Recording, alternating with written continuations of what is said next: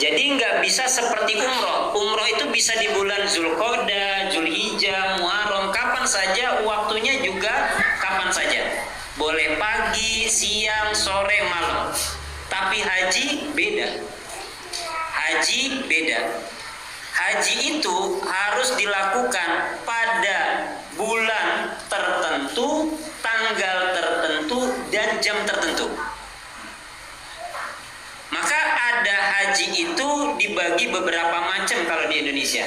Haji reguler, haji apa lagi? Plus, kemudian haji furoda, sama haji kosasi. Haji kosasi itu haji ongkos dikasih. Ya, jadi ada berapa? 4. Ya, nah jenengan mau pilih yang mana nih? Haji yang reguler itu nunggunya 30 tahun. Haji yang plus nunggunya 7 tahun. Kemudian haji yang furoda itu langsung berangkat. Haji kosasi ya nunggu kalau dia dikasih, gitu kan. Kemudian perjalanannya juga beda-beda. Kalau reguler itu kurang lebih 40 hari. Kalau yang plus itu 26 hari. Ya, ada juga yang plus-plus. Kalau yang plus-plus itu bisa sampai 8 hari aja. Jadi, kok berangkat haji cuma 8 hari? Ini mau berangkat haji atau mau kemana? Baru berangkat seminggu udah pulang lagi. Ada nggak yang kayak gini? Ada. Itu namanya haji yang VVIP plus-plus. Very very important person. Kemudian ada lagi haji furoda. Ya, nah dari hari-hari ini nominal pembayarannya juga beda-beda. Kalau sekarang haji yang reguler itu biayanya 49.800.000 rupiah. Kalau dia jadi petugas totalnya hampir 90 jutaan. Kalau haji yang plus itu startnya dari berapa? 200 juta. Kalau yang plus-plus gitu kan, itu startnya dari 300 jutaan lebih. Sama dengan haji furoda. Ya. Jadi angkanya berapa? 300 jutaan. Kemudian kalau haji kosasi itu gratis. Jadi tinggal pilih kita mau yang mana nih. Dan semuanya bisa terjadi, Pak. Contoh, di Banjar itu ada orang, dia bisa berangkat haji wasilah siapa? Wasilah anaknya, Pak. Dulu mungkin kita pernah dikejutkan oleh seorang anak difabel, ya, asli dari Merden, namanya itu Alana. Dia menang, kemudian dapat haji. Bukan untuk dirinya, tapi untuk bapaknya, ibunya juga. Artinya bapak ibunya itu terangkat karena siapa? Anaknya. Jadi nggak ada yang bisa menentukan. Kita nggak punya uang, nggak bisa berangkat haji. Kata siapa? Ya. Bahkan ada orang yang tiap hari berjualan, tukang bubur bisa naik haji. Leres nggak? Zaman dulu ada namanya siapa? Pak Sulam.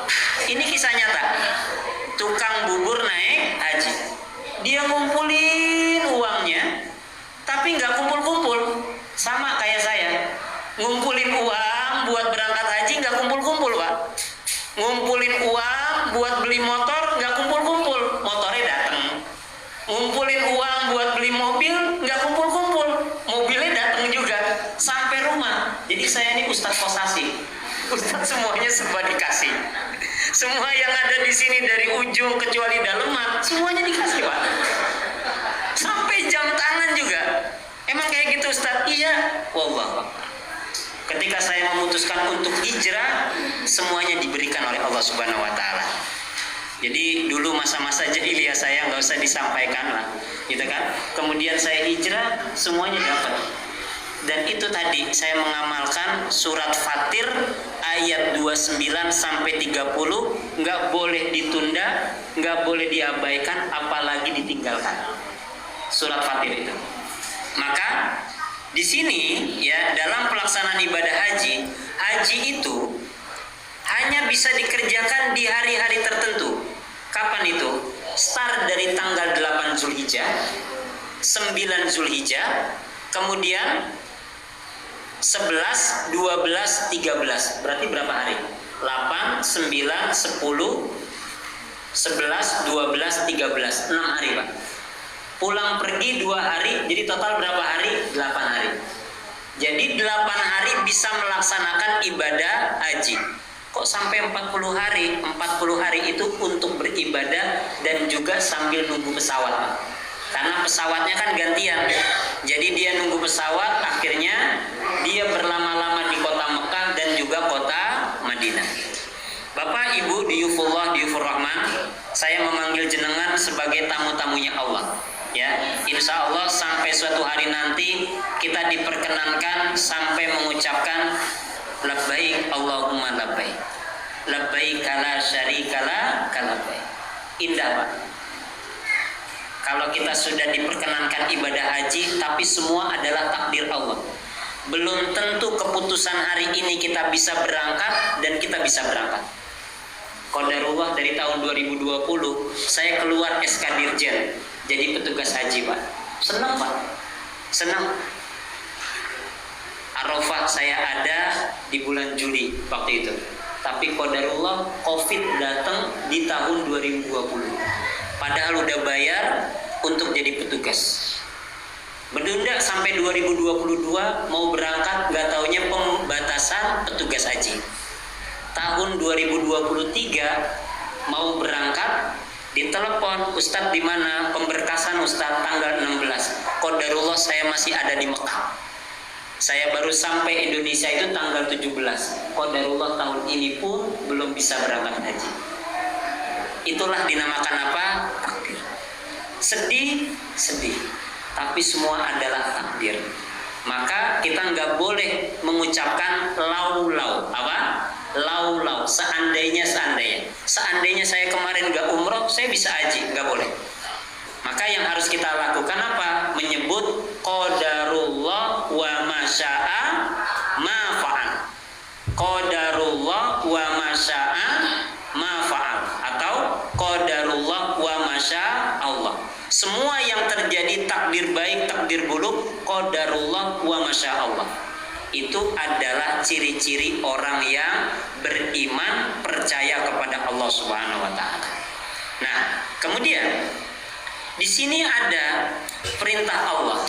Faman farada fihinnal hajja fala fusuqa wala jidala wala rafasa wala fusuqa wala jidala. Ada berapa ini larangannya? 3. Fala rafasa, enggak boleh melakukan hubungan suami istri.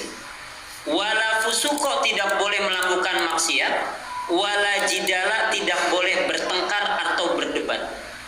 Tapi yang terjadi, Pak, di sana itu banyak orang yang melakukan ini nih, semuanya. Rafas, fusuk, jidal, dan yang paling banyak melakukan apa? Jidal. Baik dia bertengkar secara fisik maupun bertengkar dengan perkataan. Dia memakai pakaian ihram, tapi dia di sana bertengkar. Haji itu tarwiyah. Jenengan tarwiyah enggak, berarti jenengan enggak sah. Padahal tarwiyah sunnah. Merasa dirinya yang ini benar, gitu kan? Ini sudah berdebat, dan dia berdebat dalam keadaan apa? Memakai ihram. Dan ketika dia berdebat memakai pakaian ihram, dia ini sudah melanggar larangan ihram, tapi dia tidak membayar dam. Maka banyak orang yang haji cuma sekedar haji, Pak. Habis itu pulang ke tanah air tetap sama seperti apa amalan yang belum dikerjakan sebelum dia berangkat haji. Kenapa? Karena hajinya banyak pelanggaran yang dilanggar tapi dia tidak membayar dam. Jadi di sana itu banyak sekali larangan-larangan yang tapi dia tidak membayar dam. Ya. Bapak Ibu diyufullah diyufur rahman yang dimuliakan oleh Allah Subhanahu wa taala. Maka di sini yang harus kita lakukan apa? Yaitu adalah melakukan amalan baik yang dicintai oleh Allah. Itu dinamakan apa? Ibadah. Ibadah itu adalah sesuatu yang dicintai dan diridhoi oleh Allah, baik berupa perkataan maupun perbuatan. Semua adalah ibadah. Jadi ibadah itu adalah sesuatu yang dicintai dan diridhoi oleh Allah, baik perkataan maupun perbuatan. Jenengan hadir di sini di majelis ini ibadah apa enggak? Kita melakukan atau mengatakan perbuatan atau perkataan nih? Perbuatan. Perbuatan ini dicintai oleh Allah enggak? Iya. Apa? Yaitu kita duduk di majelis. Ketika kita duduk di majelis, kita melakukan perbuatan yang dicintai dan diridhoi Allah. Maka kita sudah melakukan ibadah. Harapannya semua yang dikerjakan di tanah suci adalah berupa ibadah. Kemudian wa tazawwadu fa inna khairaz zadi at-taqwa. Maka perintahnya dalam melaksanakan ibadah haji itu, ya, kita harus mempunyai bekal. Kalau ada orang yang berangkat haji, kita kan sering diundang ya, dan kita mendoakan. Ada 3 doa yang kita doakan kepada mereka yang akan melakukan safar, baik safar haji atau safar perjalanan keluar kota atau luar negeri. Kita punya anak kita sekolah di luar kota. Doakan 3 doa ini. Kita punya anak kita akan melakukan safar ke luar negeri. Doakan 3 doa ini. Apa? Zawwadaqallahu at-taqwa wa ghafara dzambaka wa yassarallahu lakal khair aitsuma kunta. Ini adalah bekal bagi mereka yang akan melakukan safar. Maka kalau misalkan istri mau safar keluar kota, suami mau safar keluar kota, doakan zawwadaqallahu taqwa wa ghafara dzambaka wa yassarallahu lakal khair aitsuma kunta. Yang pertama tadi apa? Zawwadaqallahu taqwa. Semoga Allah tambahkan nilai takwa panjenengan. Takwa. Yang kedua apa? Wa ghafara dzambaka. Semoga Allah mengampuni dosa dan kesalahan. Dan yang ketiga, wa yassarallahu lakal khair haitsuma kunta. Semoga panjenengan diberi kemudahan dan kebaikan dari Allah Subhanahu wa taala dimanapun panjenengan berada. Zawwadaqallahu taqwa yang pertama. Orang yang mau berangkat haji kita kasih bekal apa? Semoga tambah takwa. Apa itu takwa? Tambah rajin ibadahnya. Dan ibadah tadi yang pertama yang paling utama tadi apa? Baca Quran. Habis itu apa? Sholat, infak. Semoga ketika di sana rajin baca Qurannya, sholatnya, kemudian apa? Infaknya. Kadang kita dipesenin tuh sama orang-orang yang udah pernah berangkat haji. Nanti kalau di sana jenengan punya rezeki, jangan lupa wakaf Quran. Baik apa enggak? Baik. Tapi yang baik itu yang paling baik bukan hanya sekedar wakaf, tapi apa? Baca. Baca. Iqra wartaqi. Baca naik, baca naik, baca naik. Maka orang-orang yang sering baca Quran hidupnya Masya Allah. Saya pernah ada orang Pak usia 50 tahun, dia punya masalah, kemudian saya kasih Quran. Silakan buka Pak, buka. Lihat Pak, lihat. Baca. Ketika saya suruh baca, apa yang terjadi? Dia nangis. Saya tanya, kenapa jenengan nangis? Saya nggak bisa baca Quran Ustaz. Padahal kan Quran itu adalah petunjuk jadi imam. Maka hidupnya itu usahanya ke kanan mentok, ke kiri mentok, ke depan kejedot. Akhirnya apa? masuk lubang ketimpa tangga. Coba kita niatin dari sekarang. Untuk apa? Istiqomah baca Quran. Kadang kita punya target nih urusan dunia. 2023 apa? Punya mobil. 2023 punya anak, punya apa? Punya istri, baik istri baru atau istri kedua, ketiga, keempat gitu ya. Itu target-target dunia. Tapi pernah nggak kita bikin target akhirat kita? Karena kadang orang itu berpikir bagaimana caranya hidup yang baik, tapi dia lupa bagaimana caranya mati yang baik. Gimana caranya saya bisa mendapatkan mobil, motor, rumah, tapi dia lupa bagaimana caranya saya bisa menghafal Quran. Ada orang yang bisa hafal Quran 30 juz, 20 juz, tapi dia sudah berbangga sampai detik ini hanya minum jus jambu, jus jeruk. Niatin dari sekarang, bismillah. Kira-kira kita satu hari kuat berapa juz baca Qurannya? Dan kalau bisa, Quran itu dibaca setiap ba'da sholat. Subuh kita baca, semoga Allah kasih jalan hidup kita. Zuhur, asar, maghrib baca. Kira-kira kita sanggupnya berapa juz? Saya nggak sanggup 1 juz Ustaz. 1 lembar nggak bisa. 1 halaman masih nyerah. Seperempat halaman nyerah. 1 ayat bisa nggak? Bisa. Baca habis sholat, baca buka Quran.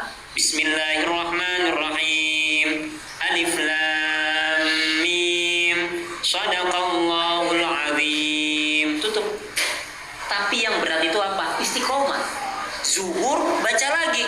Dzalikal kitabul la raiba fi hudan lil muttaqin. Shadaqallahul azim.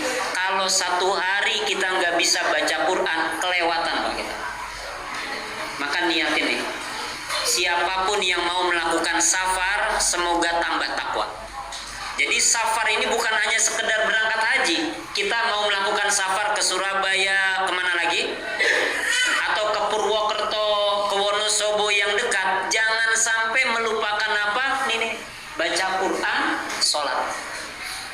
Sholatnya jangan sampai ditunda, dilalaikan.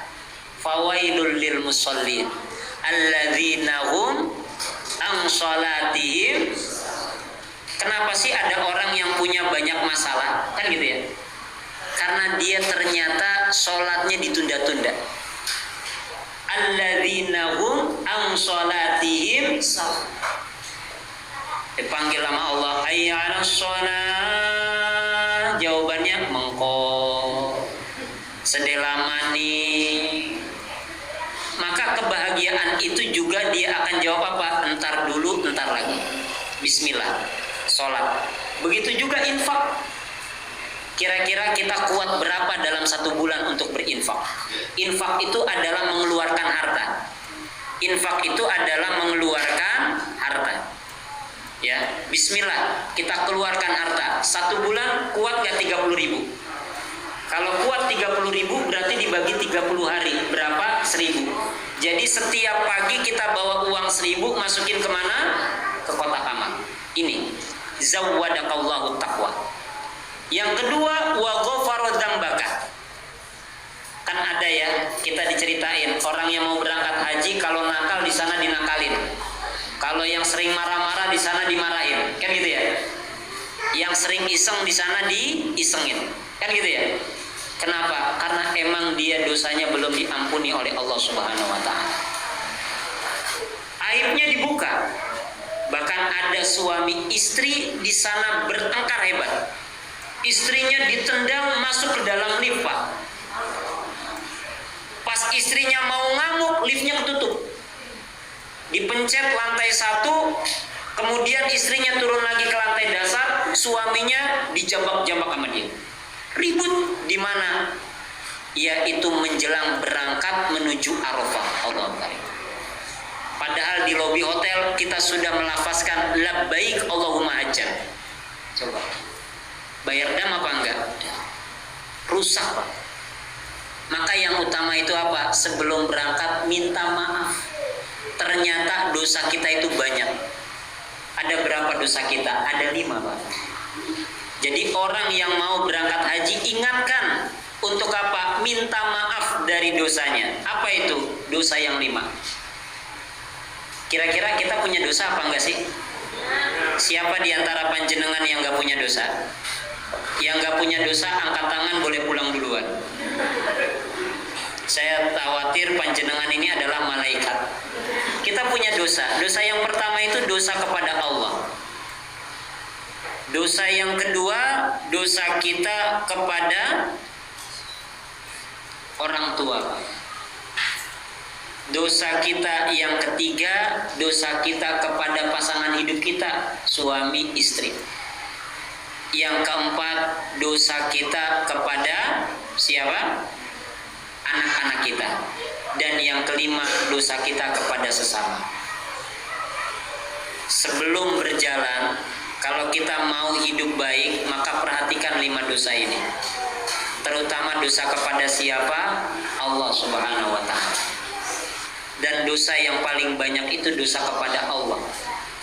Maka dulu itu ketika saya punya awal-awal datang ke Banjar, saya jualan, Pak. Saya jualan susu, Pak. Kalau jenengan tahu, saya tuh jualan susu di depan Masjid An-Nur, Pak. Zaman-zaman dulu masih ada pedagang kaki 5 di depan Masjid An-Nur. Saya tuh jualan susu, Pak, di sana. Tapi jualan susu di An-Nur itu setelah saya bangkrut, Pak. Dulu saya punya toko, alhamdulillah, Pak. Saya ngontrak 1 tahun gak ada yang beli, Pak. Pikiran saya mungkin bukanya kurang pagi, tutupnya kurang malam. Saya buka pagi, tutup malam, alhamdulillah, Pak, bangkrut. Gak bisa buka lagi. Sekalinya buka lagi, saya hanya menjadi pedagang kaki 5 di depan Masjid An-Nur. Habis subuh, selesai kajian, saya ganti pakaian ini, pakaian baju koko berubah jadi pakaian kaos, kemudian saya jualan di situ, gantiin istri. Kadang menangis di awal-awal, ya, tapi itulah keadaan hidup. Saya jalanin. Ternyata, kenapa kok nggak ada yang beli? Ternyata biyen, Pak. Dulu ketika Allah panggil, di sini sholat, jawabannya apa? Mengko sedela maning. Maka saya udah kapok. Untuk apa? Ketika ada panggilan azan, entar dulu, entar lagi. Jadi kalau ada yang undang saya ceramah, dan pas ceramah banyak sambutannya, sampai jam 12 kurang 15 menit, sedangkan azan jam 12. Kemudian ketika azan berkumandang, saya juga menyelesaikan kajian saya. Kemudian, Ustaz, bablas saja. Saya nggak mau. Udah cukup. Kenapa? Saya takut sama Gusti Allah. Kenapa? Sangat dahsyat saat itu. Ya. Oleh karena itu, ini adalah dosa yang paling banyak kita lakukan apa? Menunda-nunda waktu sholat. Kita sering jauh dengan Allah Subhanahu wa ta'ala. Tidak taat kepada Gusti Allah. Maka harapannya kita sering-sering baca istighfar sebagaimana Rasulullah SAW mengajarkan kepada kita di dalam hadis riwayat Imam Muslim, yaitu membaca astaghfirullah wa atubu ilaih sebanyak 70 marrah, sebanyak 70 kali. Rasul yang sudah dijamin masuk surga, dosa diampuni, masih membaca istighfar, ya. Sampai kapan? Yaitu sampai 70 kali dalam setiap harinya. Bukan hanya sekedar ya Allah ampuni dosaku, tapi apa? Aku bertaubat kepadamu. Jadi kalau bisa sehari kita baca apa? Astaghfirullah wa atubu ilaih. Berapa kali? 70 kali. Dan kalau bisa dibaca setiap ba'da sholat. Kan zikir yang utama setelah sholat itu apa? Istighfar. Assalamualaikum warahmatullah. Assalamualaikum warahmatullah. Yang pertama kali diucap apa? Astagfirullah. Tapi kadang orang itu ketika dia sudah salam, dia doa langsung cepet-cepet.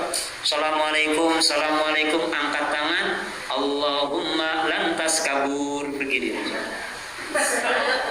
Ya, maka jangan sampai ya seperti ini, karena kita sudah ada di majelis ilmu, sering ngaji. Yang utama adalah membaca istighfar. Ini dosa. dosa kepada Allah Subhanahu wa taala. Yang kedua, dosa kepada orang tua. Siapapun yang berangkat haji bersama orang tuanya, sebelum berangkat minta maaf sama orang tuanya. Berangkat tidak dengan orang tuanya, pastikan dia minta maaf sama orang tuanya. Karena dosa yang paling utama itu adalah dosa kepada orang tua setelah dosa kepada Allah. Hidup kita kan di dunia ini mencari ridho Allah. Leres napa boten? Tapi ternyata ridhonya Allah itu ada di ridhonya orang tua. Maka siapapun yang sudah berbuat tidak baik kepada orang tuanya, hidupnya nggak akan berkah. Perintah Allah, wala taqul lahuma uf wala tanharhuma, di dalam surah Al-Isra ayat 23. Jangan berkata ah, jangan hardik orang tua kita. Ternyata berkata ah itu sering kita lakukan. Di entar lebaran kesini ya, dalam hati kita nggak tahu apa covid lagi nggak punya duit gitu, itu kita udah berkata ah, dan ternyata itu adalah dosa besar. Apalagi kita menghardik, memarahi orang tua kita. Allahu karim. Ibqa'ul walidain minal uquq, membuat orang tua itu mengeluarkan air mata, maka anak ini sudah menjadi anak yang durhaka. Walaupun orang tuanya tidak mengatakan kamu anak durhaka, tapi dia sudah menjadi anak yang durhaka. Allah karim. Maka ada seorang bapak, seorang ibu yang menasihati anaknya, namun apa yang terjadi? Dia dimarahin sama anaknya.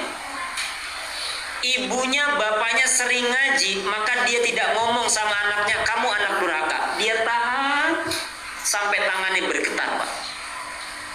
Dia tahan sampai tangannya bergetar, dan yang terucap dari kalamnya apa? Rabbi habli minas sholihin. Rabbi habli minas sholihin. Kenapa? Karena doa yang diijabah oleh Allah itu ada 3 orang. Siapa? Doanya orang yang dizolimi, doanya seorang musafir, dan doanya orang tua apabila berdoa. Doa orang tua ini mustajab. Maka ketika kita ngomong sama anak kita, kamu anak yang jelek, bismillah, dia jadi anak jelek dan gak bakal jadi anak ganteng. Sudes dulu pernah bawa pasir, naruh pasir di atas masakan ibunya, Pak. Ibunya marah. Kenapa? Makanan yang sudah siap saji dikasih pasir sama Sudes. Kemudian ibunya marah sama Sudes. Jenengan pernah nggak marah sama anaknya? Kalau jenengan masak kemudian dikasih pasir, kira-kira marah apa boten, Bu? Marahnya tingkat RT atau tingkat kecamatan? Jenengan pernah marah juga kan? Apa yang dilakukan oleh ibunya Sudes? Irhal intahina ya Sudes, la'ala jalallahu laka imam al-masjidil haram. Keluar kamu dari sini Sudes, semoga Allah jadikan kamu imam Masjidil Haram. Allah. Maka kalau kita lagi marah, doanya apa? Penghafal Quran, gitu kan? Penghafal Quran. Ini nih, ya, kata-kata ini, kata-kata yang didengar ibu saya. Dulu ibu saya punya anak 4, Pak. Namanya masih konvensional. Kayak saya Andi Julianto gitu kan, konvensional, bukan Islami gitu kan. Pas dia dengar ada kajian kayak gini, mudah-mudahan jenengan punya anak yang penghafal Quran gitu kan. Karena nanti bisa bersama sampai di surga gitu kan. Bla bla bla bla bla. Pulang dia bilang sama siapa? Sama papa saya. Pak, kita bikin anak lagi gitu. Kenapa? Diniatin supaya bisa jadi anak yang hafal Quran. Mulai dari proses pembuatannya sampai hamil kemudian keluar, yang terucap apa? Anak penghafal Quran, penghafal Quran, penghafal Quran. Dimasukin sekolah SD Impres, kemudian SMP dimasukin pondok, kelas 3 udah hafal 30 juz. Adik saya. Kelas 3 SMA sebelum tamat jadi imam di Korea Selatan. Setelah itu ibu saya ngomong, jauh. Kamu kalau imam jangan cuma di Korea, di Singapura, di Brunei gitu. Karena adik saya sering pindah-pindah keluar. Sekali-kali imam di Mekah gitu. Terus dia jawab apa? Amin. Dia jawab apa? Amin. Qadarullah. Kemarin nih tahun 1444 Hijriah, Ramadan, dia berangkat ke Mekah atas undangan Syekh Usama Al-Mansi di daerah Mekah Al-Mukarramah, dan dia menjadi imam sholat taraweh selama 1 bulan full. Gara-gara siapa? Ucapan orang tua. Bercanda kan? Tapi itu tuh bercanda yang diajarin sama ustadznya. Ngomong aja. Yang ngabulin doa itu bukan Pak RT. Yang ngabulin doa kita hanyalah Allah. Ucapan terus saja didoain. Sampai akhirnya dia ngomong apa? Ya kali-kali sekarang jadi imam di majelis ilmu, besok jadi imam di mana? Di masjidnya. Baik di Masjidil Haram maupun di masjid-masjid yang ada di Saudi Arabia. Ibu saya ngomong kayak gitu. Ya. Dan alhamdulillah tahun ini mudah-mudahan bisa berangkat haji karena mendapat haji undangan dari hadiah dari pelaksanaan ibadah Ramadan tahun ini. Ya, itu adalah ucapan orang tua. Maka jangan sampai kita sebagai anak menyakiti hati orang tua. Apalagi mau berangkat haji, orang tua tidak ridho dan dia belum minta maaf sama orang tuanya, ambiar ibadah hajinya, ambiar. Haji itu bukan hanya sekedar manasik, bukan hanya sekedar bayar, tapi apa? Semuanya mendapat ridho dari Allah dengan ridho dari orang tua. Maka perhatikan 5 dosa ini. Dosa kepada Allah, dosa kepada siapa? Orang tua. Maka coba kita lihat deh anak kita. Siapa anak yang cinta perhatian sama orang tuanya, hidupnya pasti bakal dicintai, disayangi oleh orang tuanya. Leres napa boten? Siapa anak yang sering kasih, sering beri sama orang tuanya, lihat hidupnya. Hidupnya sering banyak dikasih dan diberi oleh Allah Subhanahu wa taala. Bismillah, mulai sekarang kita harus perhatian dengan orang tua kita. Ya, ini tentang orang tua. Kemudian jangan lupa apa? Minta maaf juga kepada suami istri sebelum berangkat haji. Ya. Sebelum berangkat haji sering-sering minta maaf.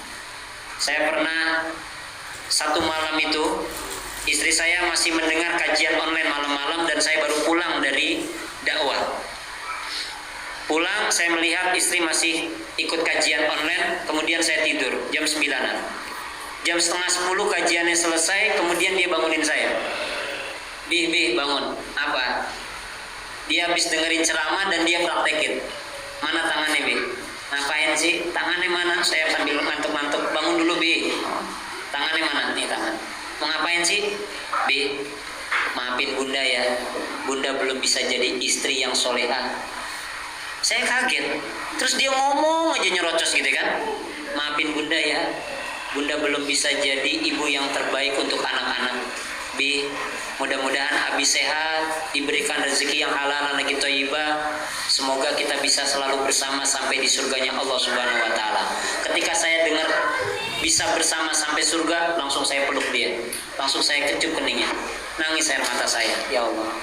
Saya bilang, "Kamu dari mana?" gitu kan. Enggak taunya dia habis belajar dan diajarin sama ustazah dan dia praktekin. Ternyata simple, minta maaf sama suami itu membuat hati suami jadi luluh. Saya bilang sama dia, sama-sama ya, maafin Abi juga. Habis itu, mulai saat itu kita selalu bersama. Bersama apa? Bersama sholat malamnya. Nggak mau jauh-jauh lagi sekarang. Minta maaf sama suami istri. Begitu juga selama nanti panjenengan kalau ditakdirkan berangkat haji, pastikan berangkat haji yang tidak akan pernah terlupakan dan menjadi berangkat haji yang terindah. Bismillah, mudah-mudahan bisa berangkat haji suami istri. Saya juga amin. Jadi selama ini 10 kali berangkat haji belum pernah haji bersama istri. Karena qadarullah selama itu juga saya belum beristri, Pak. Jadi saya masih bujang. Saya menikah itu 2013 dan terakhir saya berangkat haji 2010. Gitu. Mudah-mudahan kita bisa berangkat haji dengan siapa? Istri kita. Kalau bisa dengan siapa? Orang tua kita. Bismillah. Mau haji yang plus atau yang furoda? Bismillah. Ya. Bismillah. Insya Allah. Kemudian dosa yang ketiga kepada siapa? Anak-anak kita. Anak-anak kita. Kita akan berharap agar anak-anak kita menjadi anak-anak yang soleh dan soleha. Terus nabogotan. Nggak ada lagi harapan kita, Pak. Saya pernah menangis dan bersedih ketika saya takziah ke rumah orang. Kemudian saya disuruh jadi imam sholat jenazah. Silakan Pak Ustadz jadi imam sholat jenazah. Saya bilang, jenengan siapa? Saya anaknya. Anak keberapa? Pertama, jenengan yang berhak. Ustadz aja? Enggak, jenengan yang berhak. Ustadz aja. Saya taruh dia di tengah, di depan perut ibunya. Masih berkelit sampai situ. Ustadz aja? Enggak, kamu di sini. Saya di belakang bersama keluarga lainnya dan orang-orang lain siap untuk menjadi makmum sholat jenazah. Apa yang terjadi?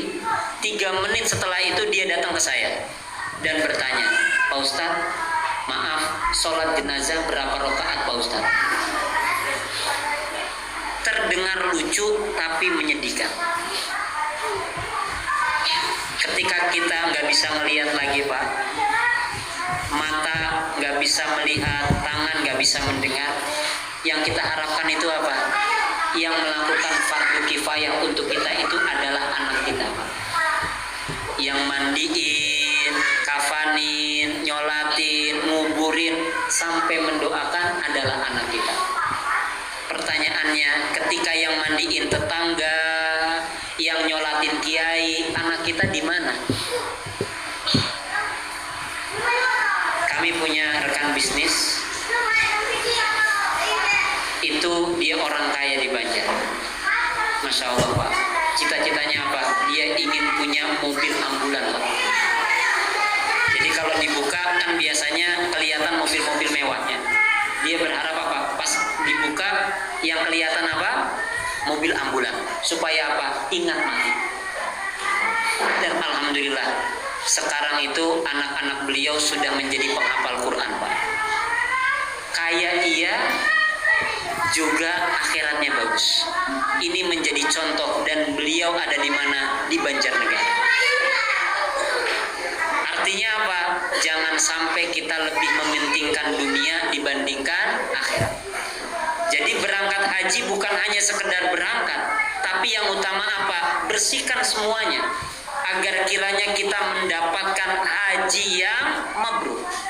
Bukan hanya sekedar berangkat. Maka ketika dia berangkat, labbaik Allahumma labbaik, Allah menjawab labbaik wa sa'daik. Kita menjadi tamu Allah. Kita akan menjadi tamu Allah dan dilayani. Hari ini kita menjadi tamunya Balai Dakwah Istiqomah. Panjenengan tadi dikasih apa? Makanan. Ini merupakan layanan dari Balai Dakwah Istiqomah. Di sana juga yang akan memberikan layanan siapa? Allah. Maka beda-beda antara satu dengan yang lainnya. Saya pernah bawa jemaah 5 orang berangkat ke masjid. Dari depan banyak orang yang kasih makanan, Pak. Pas sampai belakang dia nggak dapat makanan. Beberapa kali seperti itu. Akhirnya dia besok di depan. Nggak taunya ketika dia di depan, yang bagian makanan dia di belakang, Pak. Begitu juga ketika kita berjejer sholat kanan kiri. Dia ada di kanan, yang bagian makan dari kiri. Dari kiri dia bagian makan dari kanan. Sampai akhirnya dia tanya, kenapa ya Pak Ustadz? Saya bilang, mungkin kamu pelit gitu. Langsung dia minta maaf sama Allah, wallah. Setelah itu dia banyak berinfak, Masya Allah. Dia mendapatkan apa? Kurma saat itu. Bukan kurma cuma 1 dus. Tiba-tiba ada orang yang nawarin kurma sampai apa? 1 pick up. Akhirnya itu kita bagi-bagiin kepada jemaah yang lainnya. Wasilah siapa? Wasilah dia ngobrol sama orang Arab, gak ngerti, iya doang, yes doang. Akhirnya dikasih tuh. Dibawa, lah, kamu mau kemana? Nggak tahu nih Pak Ustadz, sini Pak Ustadz. Dibawa ke basement, kemudian suruh ambil itu korma. Saya nggak tahu, loh kok korma? Kamu ngomong apa gitu kan? Nggak taunya orang Arab yang ngomong ke saya, ternyata katanya dia mau korma. Emang ente mau korma? Nggak tahu saya bilang. Dia yes aja, nggak taunya dikasih korma. Wallah. Ya, ini bahagianya. Kalau semua orang itu sudah diperbaiki, maka semuanya akan diberikan kemudahan. Maka berangkat haji bukan berangkat aja. Dan yang terakhir, dosa terakhir itu dosa kepada siapa? Dosa kepada sesama. Kadang kan kita diundang ya acara walimatus safar ya. Itu bukan hanya sekedar buat ria. Ya, bukan ria, tapi apa? Karena dia ingin meminta maaf dan minta doa. Minta maaf dan minta doa. Minta maaf. Bahkan ketika ada orang yang akan melaksanakan safar dan doanya mustajab, ya, keluar dari pendopo di Payuda, dia melambaikan tangan sambil apa? Sambil berdoa, maafin saya ya. Semoga kalian yang ada di bawah mudah-mudahan bisa berangkat haji. Saya dari dulu paling seneng, Pak, kalau udah dengar sirene polisi itu, ya, toet, belakangnya ada bis-bis jemaah haji. Saya langsung lari tuh, Pak. Saya langsung lambain tangan. Hati-hati di jalan ya. Pak, Bu, hati-hati di jalan ya. Sehat-sehat. Semoga selamat sampai di Mekah. Mudah-mudahan bisa melaksanakan rukun wajib maupun haji. Saya begini aja. Sampai akhirnya lambaian saya bukan hanya di bawah, tapi saya yang ada di bis itu. Maka ketika saya ada di bis itu, ingat waktu dulu ada orang yang ada di bawah melambaikan tangan. Ketika ada di bis, saya melambaikan tangan. Ya Allah, mereka semua ya Allah sudah mengorbankan waktunya, waktu tidurnya untuk melaksanakan, melepaskan kepergian saudaranya, kerabatnya. Ya Allah, sehatkan badannya, kasih kesempatan, rezeki halal lagi thayyiban tahun ini maupun tahun yang akan datang. Bismillah, mudah-mudahan mereka bisa berangkat ibadah haji dan umrah. Maka itulah yang utama dari ghafarallah, minta maaf. Ya, zawwadaqallahu taqwa wa ghafara dzambaka. Dan yang ketiga apa? Yaitu wa yassarallahu lakal khair haitsu ma kunta. Doa kita kepada orang yang mau berangkat haji itu apa? Semoga Allah berikan kemudahan dimanapun dia ada. Dari rumah diberikan kemudahan, di pendopo diberi kemudahan, kemudian sampai Dono Hudan, kemudian apa? Ke Jeddah, Madinah, balik lagi ke Banjarnegara diberikan kemudahan. Itulah doa-doa orang yang mengantarkan. Jangan lupa untuk mendoakan tiga. Zawwadaqallahu taqwa wa ghafara dzambaka wa yassarallahu lakal khair haitsu ma kunta. Semoga panjenengan diberikan takwa, tambah takwa. Kemudian yang kedua, diampuni segala dosa dan kesalahan. Dan yang ketiga adalah wa yassarallahu lakal khair haitsu ma kunta. Semoga Allah berikan kemudahan dimanapun panjenengan berada. Ketika melaksanakan tawaf itu beda-beda, Pak. Tawaf itu kan 24 jam gak pernah sepi ya, Pak. Tapi dengan doa wa yassarallahu lakal khair haitsu ma kunta, itu bisa berubah, Pak. Pas masuk, Pak. Pas masuk itu penuh sesak. Maka kami sering mengingatkan kepada jemaah, sebelum memulai aktivitas, perbanyak istighfar. Mulai dari hotel nih, berangkat. Sebelum berangkat Ibu, ayo mari sama-sama kita baca istighfar. Astaghfirullahaladzim wa atubu ilaik. Astaghfirullahaladzim wa atubu ilaik. Sudah siap untuk berangkat? Siap. Bapak, ibu-ibu, coba tangannya bisa gerak, bisa. Sekarang salaman sama sebelah kanannya, bilang minta maaf. Ya, coba jenengan minta maaf sama sebelah kanan kirinya, coba. Maafin ya, gitu.